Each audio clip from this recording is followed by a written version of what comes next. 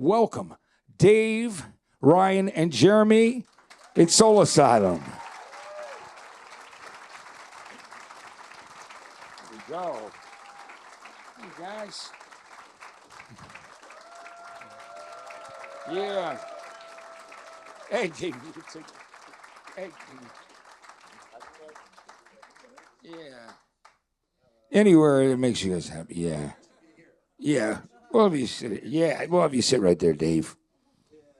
First of all, it's great to see you guys again. You guys just got off that tour with Juliana Hatfield 3. How was that? Was that a great experience? Because they're so great, and she has so many great songs like yourself. It was somewhat grueling, but they were in a band, Yeah. and they're a three-piece, so they're very efficient, and I loved having them open, and just having a band that's fronted by a woman. It's better. It's more diversity or whatever. Yeah, I think it's very cool. I've always loved her songs too. Speaking of which, I love the behind the title of the new album, Slowly But Surely. We got to talk about Shirley Cha Cha. I learned about who she was through this record. So talk to me about your love of drag racing as a kid. How did you end up discovering that in the first place? Was it television? Did you actually see them when you were in? Because you grew up in Green Bay first. Right? I think that's exactly the effect. Is like people will find out about her because of this record cover, and I used to collect little drag racing cards, like baseball cards. Yeah. Only they had. So it's like Big Daddy Don Garlits and Don the Snake Prudhomme and all these really macho kind of things. And here comes Shirley in a pink car. And I'm like, wow, that is cool. Yeah. And so I've always been a fan, but I've never been like a grease monkey. I mean, I've never been to a drag race, to be honest. Did you watch it on but TV? I collect a lot of Hot Wheels. Yeah. So I finally got a Shirley Muldowney Hot Wheel from my manager. Thanks, Joel. How great is that? Let's hear it from it. Do you have a big collection of Hot Wheels now still? Or? Unfortunately, I had a kid. Not unfortunately, I had a kid. Yeah. That came out all wrong. He's going to finish this. That came out completely wrong. But we went to Target a lot when you got a little one. And I started collecting them again because they reissued all the cars I couldn't get when I was a kid. In the 70s and 80s. Yeah. So now I have boxes of Hot Wheels that I'm like, I'm gonna build a display cabinet someday or something. It's ridiculous. Do you ever get down and play them on the floor with your kid? We used to make tracks that would go from the second floor all the way down to the first floor, and then a jump into a garbage can at the bottom. You don't want to ding up the cars, but it becomes very apparent which are the faster cars pretty quickly. Yeah. Basically, the more interesting they look, the slower they are. I like how you said we used to. He did that on a tour bus not that long ago. That wasn't like years ago that we're talking about. Oh my God! I was like, there's this long, there's a big hallway in a tour bus, so you can run Hot Wheels tracks up and down it. And depending on the incline, you never know what's going to happen. So I get this great idea. We're stopping at wherever we stop, Kmart or Target or something. And I got track going up and down the hallway.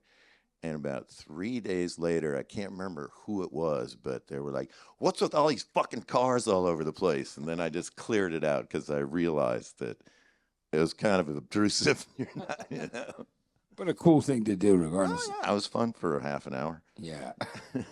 Well, anything on tour that keeps you busy during that period of time. Hey, can you talk to me about, I want to talk about being born in Green Bay. How long did you end up living there before you had made your way over to Minnesota? The funniest part of the story for me is that it says on Wikipedia that I was born in Green Bay. Yeah. And it was at the very early ages of what I was trying to understand as a man of a certain age.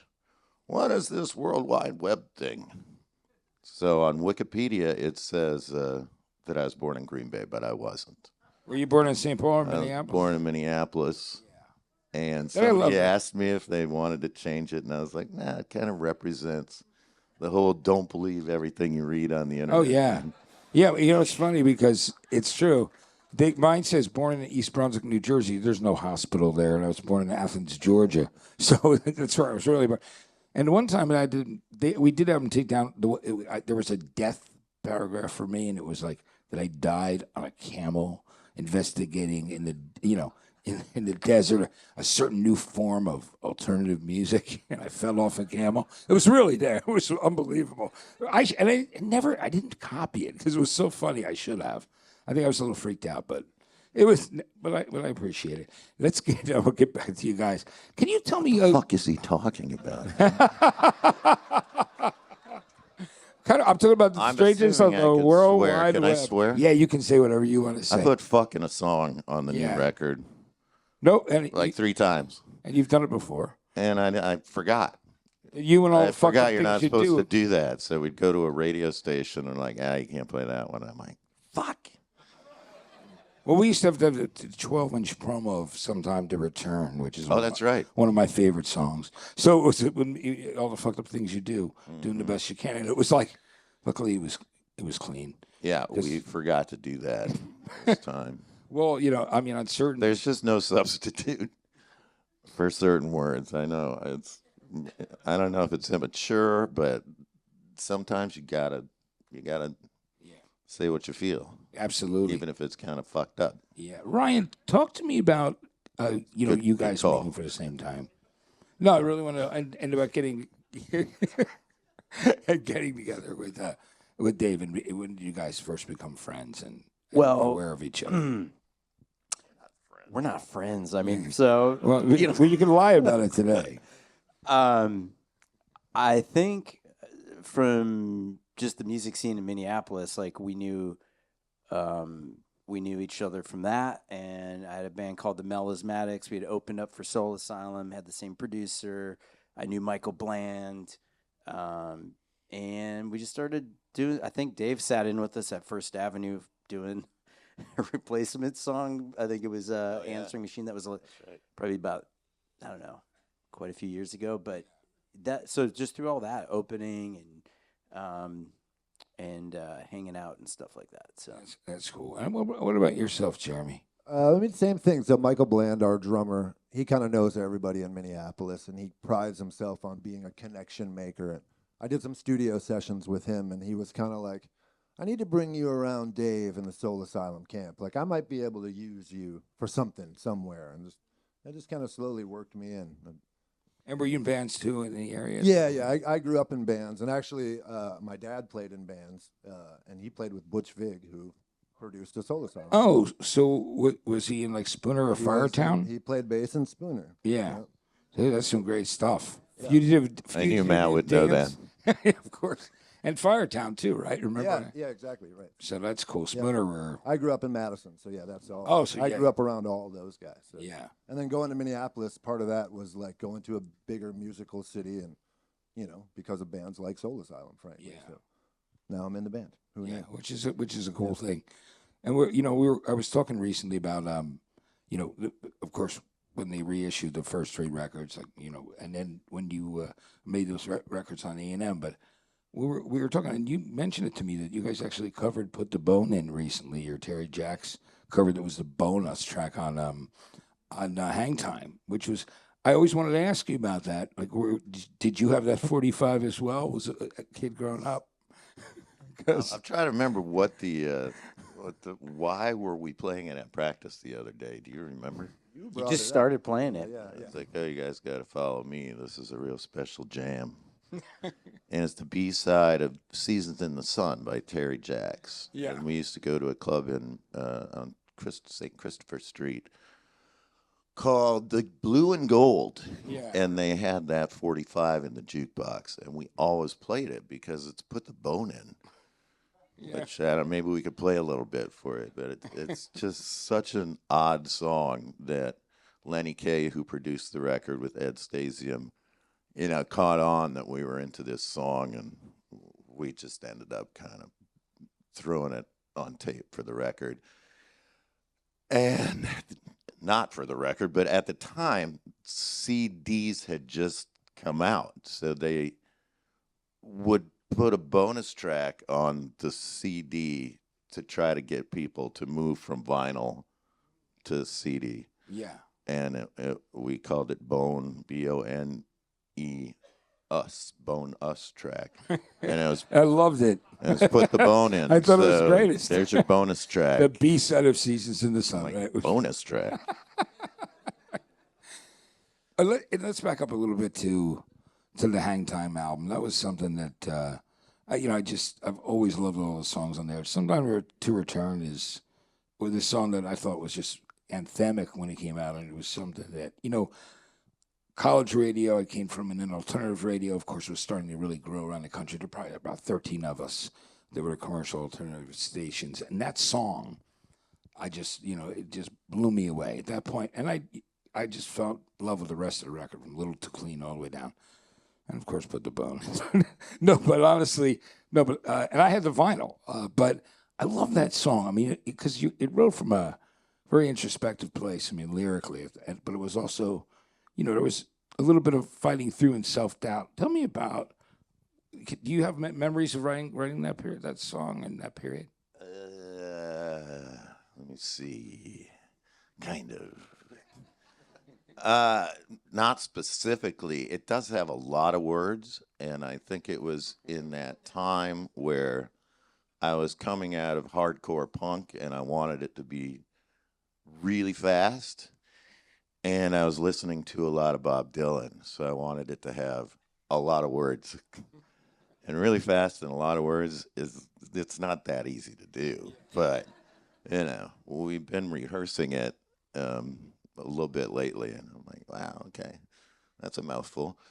But yeah, I mean, it kind of is a narrative, and Sometime to Return kind of meaning I'm leaving, I'm going out there. We got signed to a major label, but eventually I'm coming back. And oddly enough, now I'm back after New Orleans and LA and New York. I'm back in Minneapolis, so it's a prophetic little number. It is an absolutely great one. Can we talk about some of the songs on the new record? The only thing is missing. Can we talk about that opening track on the record? Yeah, that's the one where I say the F word a lot. And it's a snappy little number. And the first line is, I was going to ask if you wanted to discuss the F word and Yes. how exactly it's used. It makes sense to talk about it here. We'll just go. So Ryan, how do you feel about it? Ryan's kid is here somewhere, and I think she scolded me for using the F word once already today. Also, Ryan's wife, who's in the Melismatics, Ryan's other band, is here today, so that's exciting. Yeah, it's kind of a song like, I went to L.A. and then I went to New York, and I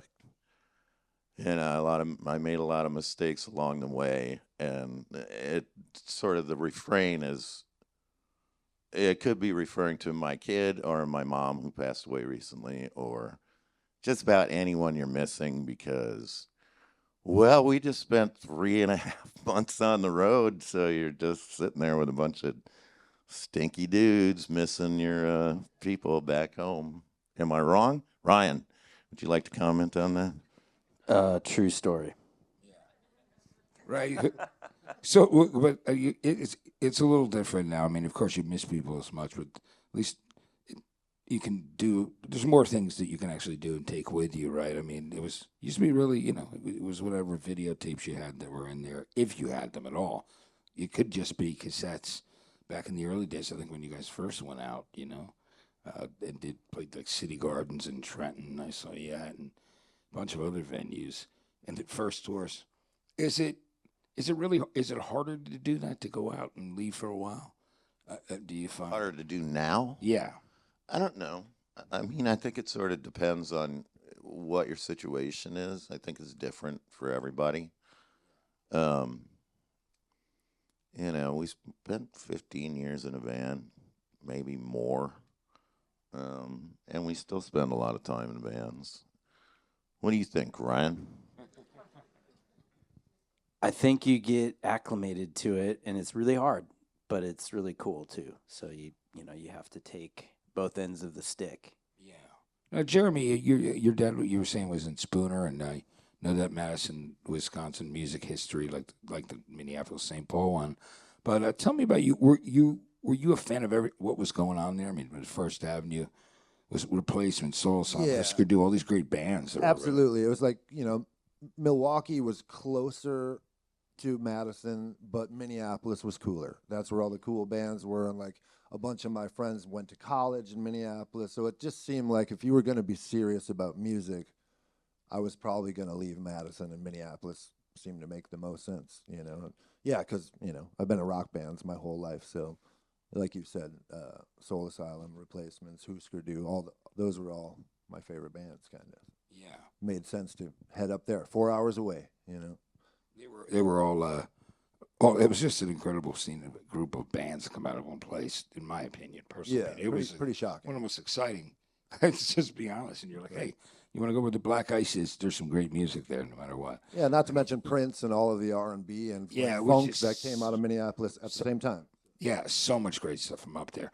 Well, David, I want to ask you, when did you first become aware of your other contemporaries here, like you got like Paul Westerberg and Tommy and Bob and of course Bob Mould and Grant and Greg. When did you first end up meeting up with those guys? And was it early shows that you ended up doing in town there?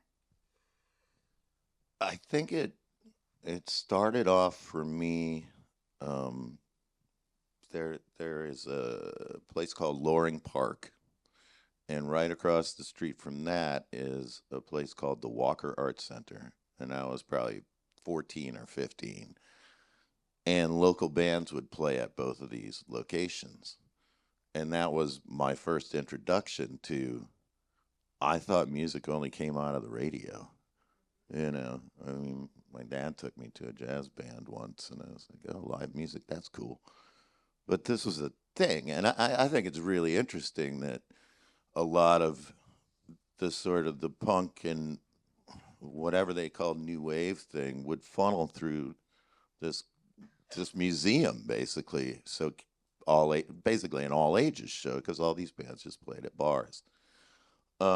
So that's when I discovered the Suburbs and the Suicide Commandos and Curtis A. And then I took a couple lessons from Chris Osgood in the Commandos, and he let me into the 7th Street entry. I had to sneak through the back door because I was underage, and his band at the time was called Speed Wiener, and the opening band was Husker Du. So at that point, I was kind of on my way. I was like, oh man, this is happening in my town.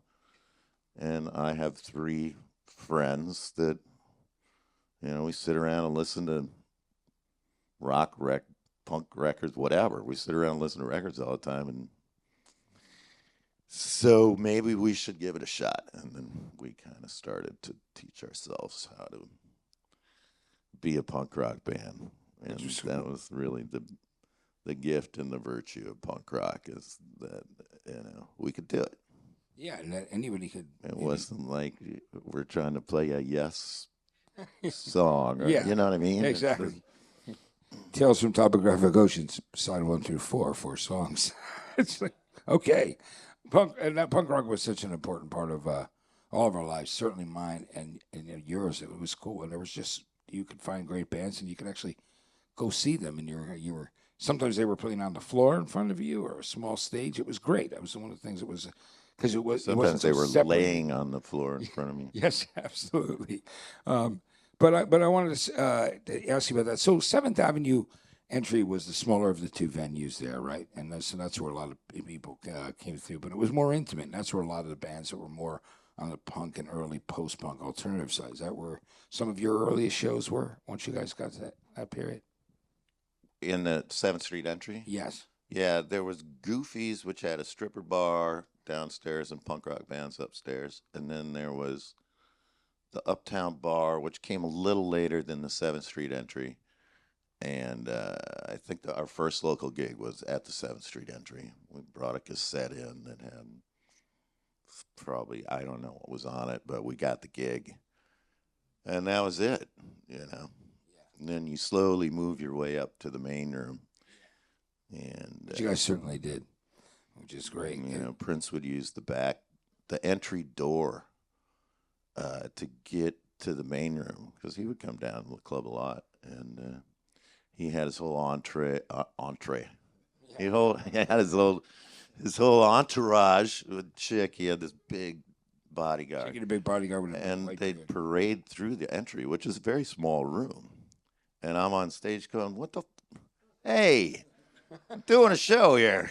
Well, that was kind of funny. Were your encounters with him? Was he cool to you guys? I mean, I know he's always checking out. Yeah, he was always nice to me. You know, I mean, he was. I just run into him in the hallways at Paisley Park, and little nod, and we talked a bit just about Minneapolis music, and I had the Michael Bland connection, and he covered one of my songs, and that was a nice nod. It was a great feeling when you found that out that he was covering one of your songs. That was surprising, and I never thought it would see the light of day, because everybody talks about the vault and what's in the vault. Somebody took a picture and it said "Stand Up and Be Strong," and I was like, "Holy shit, that's my song." Then I read an article in a magazine. It says like Ebony or something, and they were interviewing Prince at Paisley Park, and he was in the studio, and it said the song he was working on was "Stand Up and Be Strong," and I was like, "Could that possibly be the same song?" But Michael called me, and Michael Bland, who played with Prince and with Soul Asylum, and said Prince would like your blessing to cover your song. And I thought that was very sweet, very cute. I'm like, no. I don't think so. I'm saving it for myself. Speaking of people that I remember Bruce Springsteen being at that Tramp show in New York. We were there hanging out at that show. And I think you guys did Tracks of My Tears that night or something like that. That's right. Yeah, right? We played it in a really different key. I think he knew a different version than I did. So it was really funny. He came in high and then went low, like Jiminy Glick. Huh? Like, well, he just was a boy. Yeah, never. It was a very it was a great night. It was an incredible show. You know, talk to me about originally getting involved with Twin Tone, because you and the Replacements, Husker Du, did other labels and then SST for a while. But tell me about how Twin Tone, you ended up being on the label and doing Made to Be Broken. Well, it was cool because, like I was talking about, one of the bands that would play at the Walker Arts Center in Loring Park was the Suburbs, and I liked them a lot. Guys. And they were cool, and they were on Twin Tone Records, and it was like, well, that's the goal, to be on that label. And by and by, I mean, we were playing a gig with the Replacements at Slim's in Madison, and Pete Jesperson was there, and he said, "I want to sign you to Twin Tone," and I was like, "I made it." I pretty much figured that was probably as far as it might go, So those were great days, because Husker Du had their offices upstairs, Twin Tone's offices were downstairs, and Soul Asylum practiced in the back of the building. So you could just, it was like one of those things where everybody. Very electric, right? It was just going on. Like a cool place. That's amazing. Ryan, what was the first, which Soul Asylum album, which one was the first one that you saw the guys? That I saw them, or the album that I heard? Yeah, well, how about both? Because I'm just. I think Hang Time is the first one I heard. Then I really loved it. And then I explored some of the earlier records before that. I think the next one I got was Say What You Will. And then, when Grave Dancers blew up, you couldn't live. I mean, I don't think you could be anywhere and not have heard it, but especially if you were in Minneapolis, like you know, it was everywhere. So, so those are the first ones I heard. I think I used to go to the annual First Avenue holiday show that we still do now. I used to go watch that show every year that I could. Who was on it?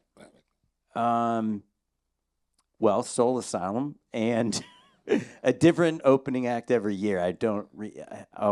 Let's see. Who did I see as an opening act? A band called Catch Penny, and a band that Michael Bland was managing. And I don't know. It was just a different band every year. Yeah.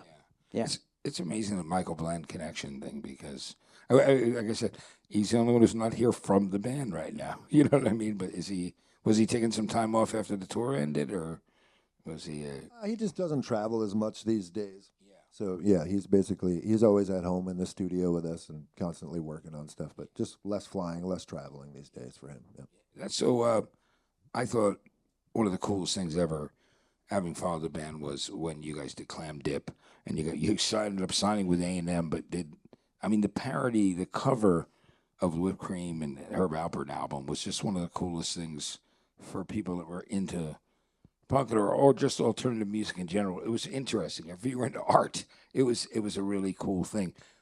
Dave, tell me where that idea came from. Was it just because, hey, now I'm signed to this Herb Alpert and Jerry Moss? Well, I was a trumpet player. I started in 3rd grade, and my parents had the record, which had a naked woman covered in whipped cream on it. So, and when you're a little guy and you're looking at that, you're like, hey, that's kind of cool. And then, I would listen to Herb Alpert and and Maynard Ferguson and Miles Davis and people like that. Anyways, when we got signed to A&M, I thought it would be funny to lampoon the album cover, and there's like 3 or 4 other sort of versions that play off of that album cover, and this was going to be called Clam Dip. And we took our bass player and we put him in a room and we covered him in clam. It's just disgusting. It smelled so bad. And we're putting like pieces of dead fish in there, and he's got a clump of it on his head with a chip in it, like a potato chip. And it was just hilarious. And I think funny. that was a big kind of part of the evolution of the band, is that there's always humor involved, and there kind of has to be. I mean, if you can't laugh at yourself in this line of work, or laugh at them, or whatever, you gotta keep it funny. Absolutely. So you became a fan, like you said, but you had stuff. You had Twin Tone Records before that, but of course we're going to get to Hang Time. It comes full circle working with Steve Jordan again on this record, which is great because he was on And the Horse You Rode In On, which another great and funny title because Soul Asylum and the Horse You Rode In On was getting back to the Loosely based on the expression "fuck you" and the horse you rode in on, which is why we love that title as well, to be honest with you. So tell me about with all 3 of your experience working with Steve Jordan in the studio. He's such a nice guy. He's worked with so many different people. I've seen him play with the Stones, seen him play with John Mayer, seen him play with a bunch of people. But I wanted to ask you about working with him. And then, Dave, how did you first end up working with him on the first A&M record? How did that? What was that? Well, we had finished Hang Time, and we had the music. It had all been written, and we needed a producer, and we had a A&R person named Julie Penabianco, and I think I know her well. Yeah, she's great. And she was like, "You got to meet Steve Jordan." So she kind of hooked us up in the first place, as far as I remember. Because you go have lunch with a potential producer, or you go check the guy out, and the band sits down and you have a sandwich and talk about music. And Steve just, I was like, this guy, I want to work with this guy. and just a real pleasure to work with him again, because we've grown up. Well, mostly him. He's grown up a lot since then, and yeah, he's been super active, and now he's in the Stones, and he had some time off. Yeah. And we went at it. We recorded it in Minneapolis, and then I went out to New York, and we recorded Electric Lady, which we worked on the record 30 years ago at. And Electric Lady is it's such a great place. I mean, I just love it. And if you believe in it, you can feel Jimi Hendrix in that building. And, whether it's your imagination or not, if you walk into a church and you don't believe in God, you're probably not very affected by it. Yeah. No, it's a really special place, And this guy Lee who runs it now is just one of the coolest people. Yeah.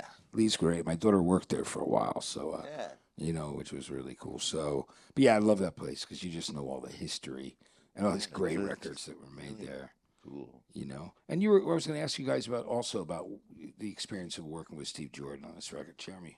I mean, he's just really cool, and he creates this vibe where you get really comfortable, and he makes you play together. It's not about fixing anything. It's not about we're going to take care of this later. Let's just get this down. It's like, okay, we're going to play this song until we love it, and then maybe it's 4 times, maybe it's a bunch of times, and you come back the next day, but. He just has so much vibe and so much energy, and an infectious kind of smile and thing. And there was one song in particular, I think, where I really figured out how powerful of a musician he was. Frankly, we kind of were struggling with one tune. Maybe play a little slower, maybe play a little faster. We're just not quite finding the groove. And he's like, "Hang on a second." And he walks in the live room and he's like, "We got a tambourine in here," and he picks up a tambourine and he just starts shaking the tambourine all by himself. And he points at it and he goes, "The groove is right here." Yeah. We're like, all right. So we started playing with him, and it was like, okay, put up a microphone. The only way we're going to get this right is if as soon as he played, we all played it completely differently. And I was like, this guy just completely controlled our band with a $10 tambourine. Yeah. I've never seen anything like it, So it was just like, there you go, Steve Jordan. He's got it. Yeah. It's fantastic seeing Michael go, "What? Yeah. What a tambourine in the Right, yeah, for Dave, it was a dream. He's playing behind me, and I'm like, this is working. I'm getting into it. And that was cool. I loved it. I loved watching the two of them work together. It was fantastic. Great drummers. It is. I mean, Stevie, and one thing I noticed about Stevie is he's always got a positive vibe to him. Very much a smile. He's just checking out. That's it. Yep. Very aware, Yep. right? Very self-aware. It just aware. makes it feel like, all right, this is going to be a great day. We're here to make music, and it doesn't matter if we play it a bunch of times. We're going to get it right. And he just has that. He has that energy where you want to get it right for him because you want to match his level. So. Yeah. Right. He also didn't let us play to a click track, which was really cool because he understood the interplay of the pushing and the pulling of an actual band playing together and listening to each other. And it's something you just can't quite get when you do everything on the grid where it's totally perfected and you line everything up. There's just a magic to that. So that for me to listen to this record, it's really, really inspiring. And it was cool and refreshing to make a record like that because not a lot of people do that anymore. It's super rare now. Yeah, I love that he, had you guys in a room together playing. I think that's also the magical thing because it creates that real energy of a band playing. It really it was the real thing. There was amps in the room, so every microphone had Dave's guitar in it. So we had to make sure there was one take where I don't know, we got to maybe take 6 or whatever, and finally, I don't remember which one of us was messing up, but finally Michael looked at Steve. He's like, "You gonna make me keep playing this until he gets it right?" And Steve's like, "Absolutely, let's try it again." That's how it's going to be. We're going to get there together, and we'll know it. That was probably me. I was going to leave that part out, but Can we talk about the fact that this song "Freak Accident" that I love on the record is something you actually had for a while, Dave? Yeah, I was thinking about that song, and I was like, I have no memory of how I wrote it or put it together. it just sort of happened over time. So I didn't. So I'm like, man, I was just thinking about that today when we played it. Yeah. I was like, when did this come? See, I'm doing Jiminy Click again. When did this come together? Yeah, it was just around, and we played it live every now and then, and we recorded it with, I don't know, we recorded it. John Fields, yeah, for the For some last record. reason, it just didn't feel right or impress anybody or whatever. So people kind of knew it. Oh, that's what happened. We were on a conference call. Is that still what they call that? With Steve, and we were kind of going through. I was just feeding him songs. I fed him like 35 songs, and he was kind of picked what he liked the best. And he goes, "Okay, now what is the fan favorite that you guys play live sometimes?" And they all said "Freak Accident," and I was like, "Well, that was easy." So I didn't play acoustic guitar. And I think it was Eddie Trunk who was asking me about this. He goes, "So let me get this straight. You had a lot of success with the acoustic guitar, but on this one, your producer said, Dave, just play electric." And I was like, "That's right." And it was great. Steve was like, "Play electric guitar, man. Whatever. Add an acoustic later or something, but we got to get this live performance, you know?" Yeah, I mean, you can feel that the urgency of it being that. You know, we talk about you having lived in New Orleans for many years, and when I heard "Trying Man" on this new record, I love it because I felt there was something like a little Dr. John about it. There's this kind of cool. It felt like there was this underlying, feel and current that comes from some of the music of New Orleans and living there. Would that have been any influence on you? Oh, absolutely. Absolutely. I built a studio in New Orleans, and I think when I started hearing about Master P, of all people, I was like, there's something going on down there. And I had been there many times because our tour manager would schedule our days off in New Orleans. And, it was just a day to cut loose and go crazy. And then I started noticing this second line beat, and I started noticing these rhythms, and I started noticing all this stuff that is not in your face in Minneapolis. It was just very different than what was going on in Minneapolis. And I think a lot of those beats from the last 3 or 4 records are at least inspired by the rhythm of that city. So it's just syncopation and a certain way of feeling, and a certain way of, what's the other word besides syncopation? Polyrhythmic, I suppose. So you do 16ths and you kind of. But people always told me I was going to be really good at music if I was good at math.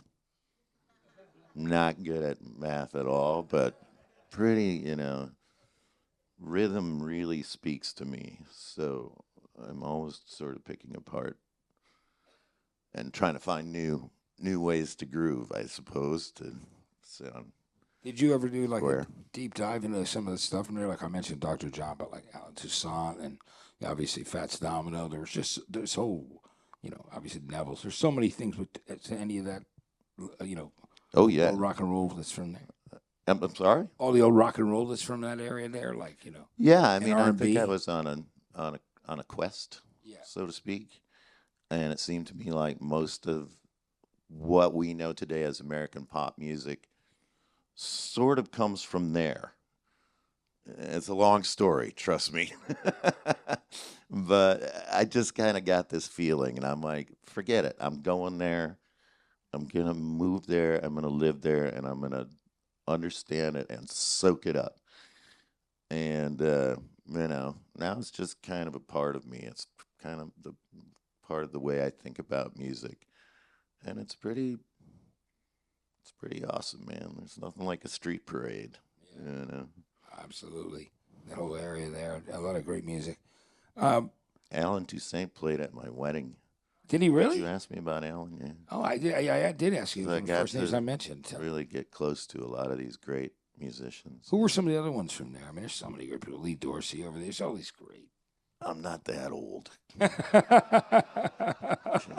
But one of my favorite He did open for the Clash. Remember, it was singles when I was a kid was "Right Place, Wrong Time" by Dr. John. one of the best. And I went to Dr. John's funeral, but I never got to meet him. And I said hello to Fats Down. I kind of the first person that I was a huge Meters fan.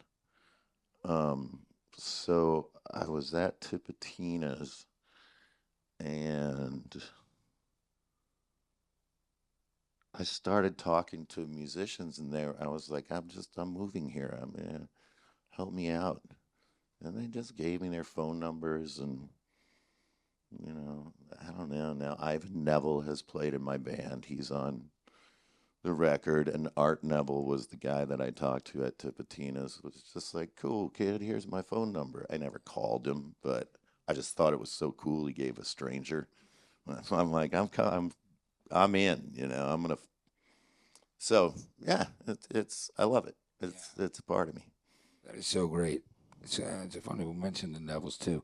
Yeah, Dr. John Mac would have. I think you guys would have got on really well. I was lucky enough to get to know him the last 10 or 15 years of his life, and I loved him, man.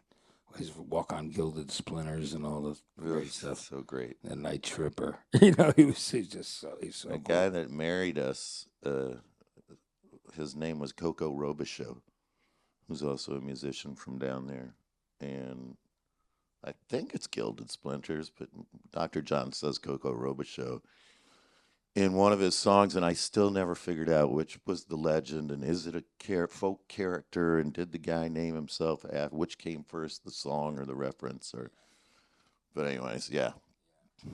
But he married you, which is a very cool thing. Ran on the Mississippi River. Yeah. Didn't work out in the end, but hey. It happens, I got a part of it, actually, not to go on, but there was this thing where it's like I'm trying to learn and understand, and I got a little bit of a feeling that you can't really play New Orleans music unless you were born in New Orleans. People disagree with me, and I kind of do too, but anyways. So I was like, I'll have a kid and see if it works out for him. That's you got my a great story. kid. I don't know. That's cool. That's great.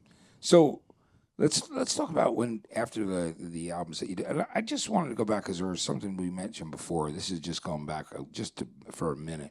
Working with Lenny Kaye at Stasium on Hang Time. Were you fan? I obviously know that you were probably a fan of Lenny's. His Dive Into Nuggets, that incredible record of psychedelic stuff. But were you also a Patti Smith fan? Is that one of the other reasons that you were interested in having Lenny produce that record, Hang Time? Oh, absolutely. I mean, a huge Patti Smith fan and a huge Ramones fan, and a kid that didn't really understand what being signed to a major label was all about. And they're like, who do you want to produce your record? And I was like, Patti Smith's guy and the Ramones guy. And they were like, okay. I couldn't believe it. And, so it worked out, And now me and Lenny Kaye are still real good friends to this day, Just saw him recently. Yeah, he just sat in with us. Came to play with us a couple of songs, and I forget where were we in Oxford, Mississippi. Oh yeah, we were in Oxford, Mississippi, and he was visiting his daughter down there. He's like, "Oh, come down to the show." And next thing you know, he's got Dave's telly on, and he's just like, "Yeah, let's go. What do you want to play? I'll try it." He's such Awesome. a cool guy. It was so cool. Yeah, he's from my hometown area of like East Brunswick, New Brunswick, New Jersey. So that's where he grew up. And but I love that. And then I just think it was cool when you did that because that was another thing that, of course, how you always used to look at album covers, who produced what. And you're like, hey, that's somebody that's cool that did that. So, and it's another reason why you would take a chance on a record. But we were already into the band by that period of time. When you got signed to Columbia, when you left A&M, because at that point you were ready for something new, Dave. What was that? Was, I mean, obviously, Grave Dancers Union is an incredible record, and it came out of that transition. Can you talk to me about that period between Horseshoe Road and that record? When the single came out, you mean? Well, Grave Dancers, but we could talk about, somebody to show for like Blew Me Away. Yeah, we're going to play tonight, I think, 3 songs from that record, and those are the 3 singles from that record. And, it was pretty overwhelming, Once the machine started churning we were just constantly on the road and constantly doing photo shoots. And I'm like, what is going on? I didn't sign up to do photo shoots or whatever. So there's a lot of publicity involved that I wasn't attuned to so much. But yeah, I mean, you learn how photographers treat their subjects in Japan, and it's kind of like that scene in that Bill Murray movie. Um, but traveling all over the place and kind of seeing effects that like it's making sense, like everything is kind of slowly falling into place. And the first single was Somebody to Shove, and the third single was Runaway Train. So they kind of built it up, and it was hilarious. I was like, oh my god, it can actually work. I mean, listen, as a radio programmer at that time, I loved Somebody to Shove so much when it came out as a single. I recorded it on one side of a cassette on repeat, from the CD. I just put it on repeat, and I listened to it on this 45-minute drive up the highway home. And I'm still not sick of it. I think it's one of the greatest songs. It's one of my favorite songs. And so there's an urgency and desperation in the lyric, and it really is powerful. I think Matt wants to hear somebody. So, do you think? What do you guys think? Should we play it? Nah, I don't know, man. I don't know. I mean, do you remember? I don't know if we know it. I don't know. Yeah, it was just so amazing. And let's get back to the new record too. Let's talk about High Road, because there's those lyrics in that song. It just it grabbed me like some of your best lyrics have. That's really. I mean, that's kind of some songs are all kind of done in one sitting, writing wise, and other songs are pieces that slowly come together. And I believe Ryan was at my house, and I'm like, I got this song and I got this part. Can I put this new part, which by this time I had rewritten, taken parts out, put in new parts, and it was just like a puzzle that I couldn't figure out. And he went, absolutely. And we tried it, and we're like, oh, hey, it works. So yeah, it was something that I had been working on for quite some time, and it's great when one of those sort of things that you're trying to figure out sees the light of day. And so yeah, I think I answered that question. Yeah, I think you absolutely did. Jeremy, were you really happy? I mean, the album, it's obviously been incredibly well received, and old fans like myself love the record, and I just see people reacting to it, as well as new people who are discovering about it. Are you really happy with the way the record's been received? Absolutely. I think that it has character in a world of rock records that don't necessarily have a ton of character these days. I think a lot of records sound very similar, and I love that this one. I heard someone say like it sounds like they captured it on like just a rather inspired afternoon in a garage, and I was kind of like, yeah, that kind of makes sense. Like it's like play it until we're like that felt really good. That's the take. And it's like people used to make records, and so it's great to be able to then also go out and play it live and sound exactly like your record, because there's not all this extra stuff that got snuck in there to sweeten the pot or whatever. It's 2 guitars, bass, and drums. Me and Ryan singing backing vocals, and that's about it. It's such a crazy thing because so few records are really made like that, and I'm like, it's very high concept. Yeah. It's funny that like a stripped down 4-piece band playing together is now something that has all this new character to it. But it does seem to be true. Like it's gotten it's gotten easier with Pro Tools and everything else to make a record that sounds perfect, and every snare hit is exactly the same, and every vocal word is perfect. And we didn't want to do that, and Steve really didn't want to do that. So he said we're going to make records like they used to. So get ready to play this song until I'm satisfied. It's great. I mean, and it came out great. And so we're going to just see if there's anybody. We're just going to take a couple questions before we let the guys play. If anybody wants to ask a question, but don't feel like you have to. If you want to get into the music first, is there? Would you? Yeah. Tell us your name and where you're from. Alan. Your voice has always been awesome to me. It's one of my favorite voices in music. And I noticed something that I just really didn't pay attention to. Last year, I was at a Liz Fair show here in LA, and you came out on stage and sang Go West with her. And then I remembered the duet or the collaboration you did within Temptation. And I'm like, your voice sounds so great with like this strong female rock sound. And I was just wondering if there was any more of that in the future that you're thinking about doing.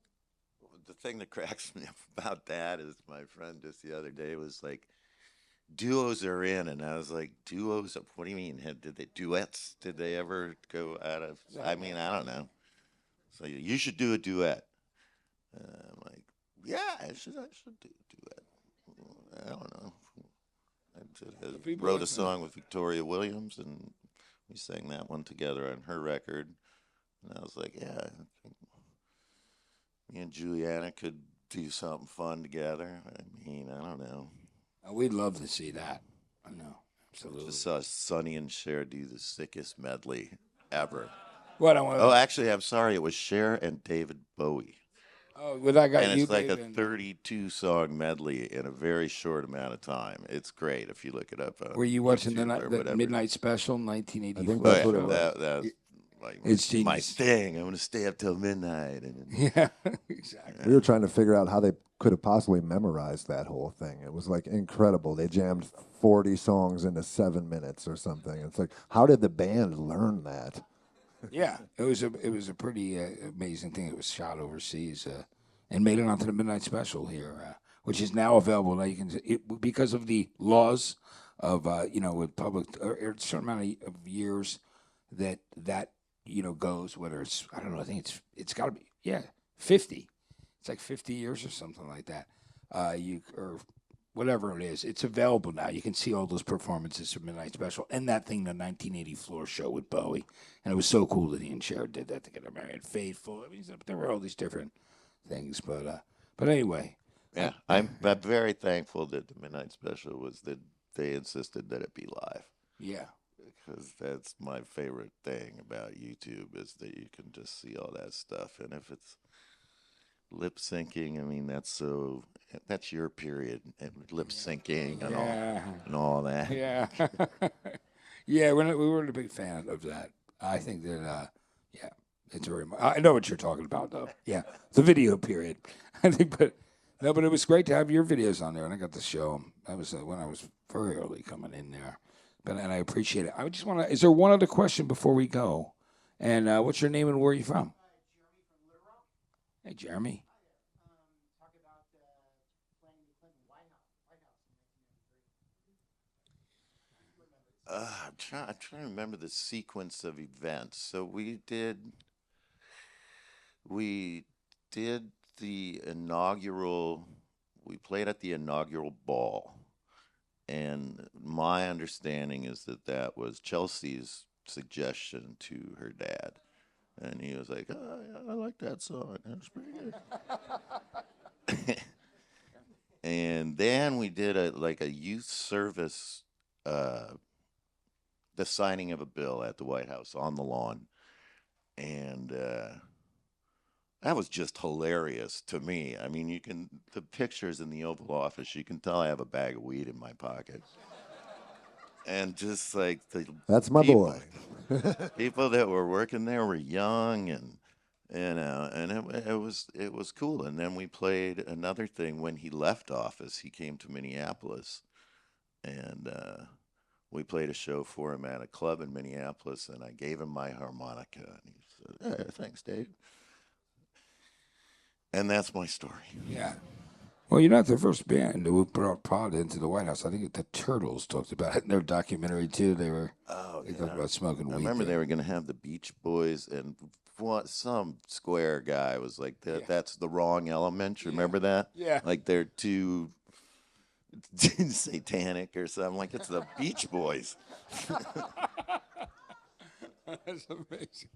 Yeah, is there one last question? Then we're gonna have to move over to performance. Is there anybody have a burning desire to ask me, Dave, a question of the band, sir?